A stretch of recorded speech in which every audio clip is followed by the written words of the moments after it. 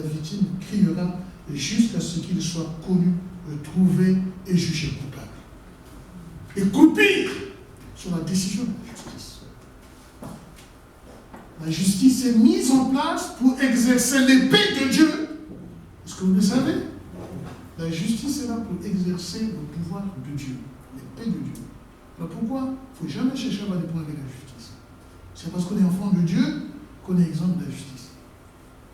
Quand tu as commis un meurtre, en tant qu'enfant de Dieu, ou tu as commis une bêtise, eh bien, tu vas accepter la décision du jugement qui va être rendue. Il faut en payer le prix. La parole de Dieu dit, le pouvoir est là pour exercer l'épée de Dieu. La voix du sang de Jésus-Christ qui a coulé sur la croix de Golgotha crie encore jusqu'à nos jours.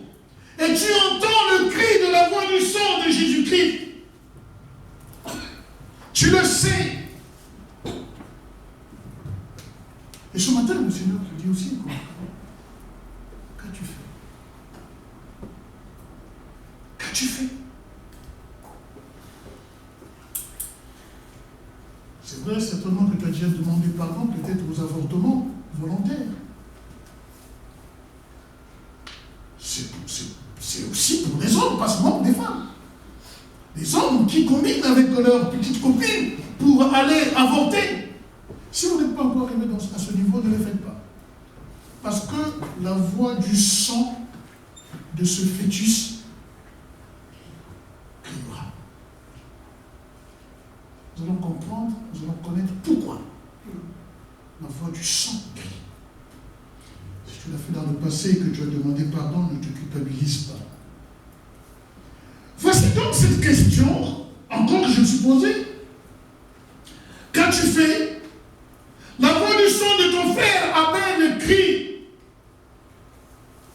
La voix du sang de Jésus-Christ crie de la terre jusqu'à moi. Dit le Seigneur ce matin.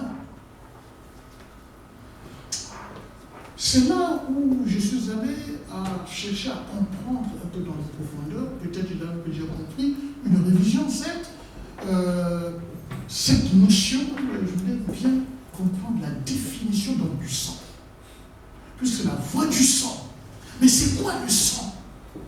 Alors, très rapidement, le sang est un liquide rouge qui circule dans les artères, les veines et les capillaires, sous l'impulsion bien sûr du cœur, et qui irrigue tous les tissus de l'organisme, de notre corps, auquel il apporte bien sûr des éléments nutritifs. C'est le sang qui nourrit notre corps, par exemple, qui nous apporte du glucose et aussi de l'oxygène. Donc on recueille les déchets. Et quand j'ai compris cela, j'entends souvent ces expressions « Oh, il a payé de son sang ». Comme Abel paye de son sang.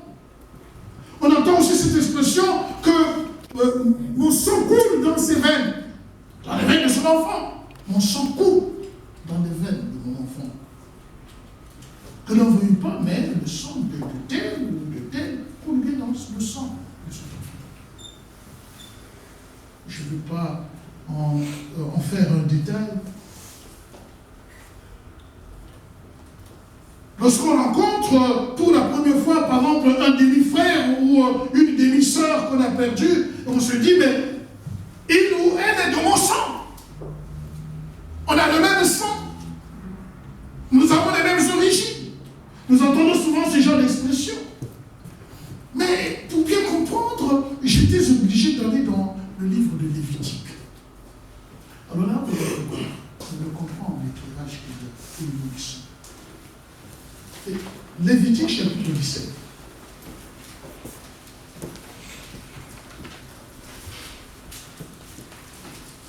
Dans le 3e livre de Moïse, au chapitre 17, le verset 10. Lévitique chapitre 17, le verset 10.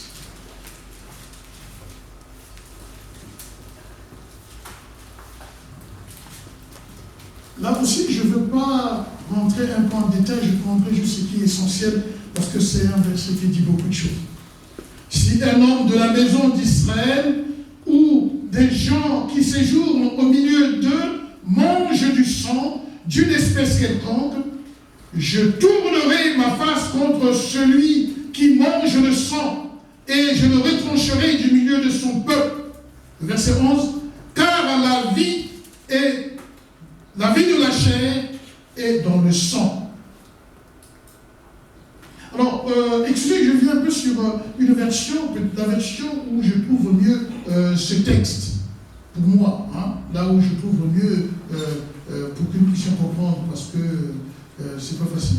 Alors, je dis ceci, si un homme de la maison d'Israël ou des étrangers qui séjournent au milieu d'eux mange du sang d'une espèce quelconque, je tournerai ma face contre celui qui mange du sang, je le retrancherai du milieu de mon peuple, car l'âme de la chair est dans le sang. J'aime bien cela.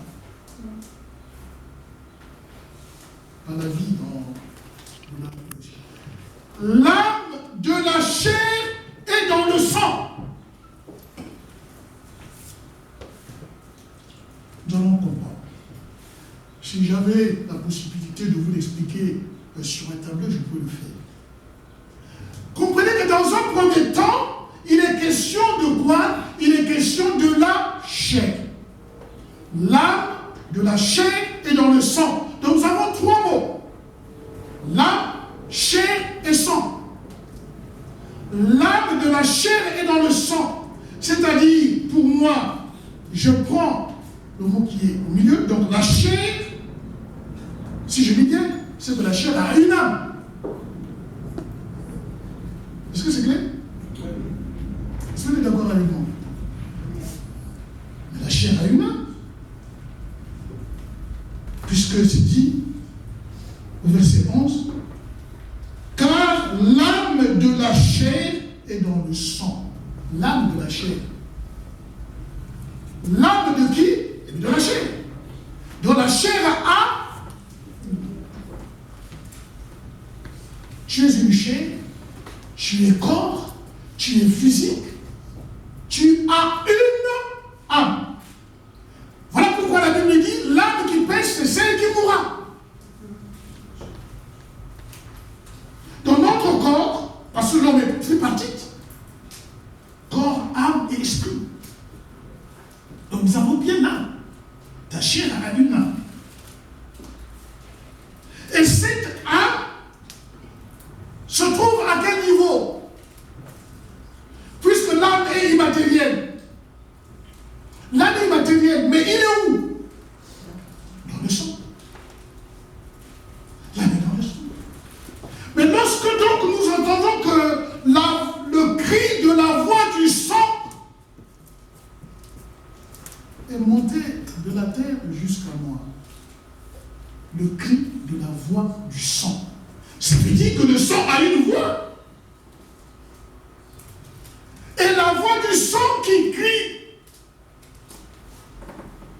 c'est quoi? C'est qui crie alors en ce moment-là? Qu'est-ce qui crie? Eh bien, c'est l'âme. Donc quand on tue quelqu'un, vous versez son sang où il y a l'âme,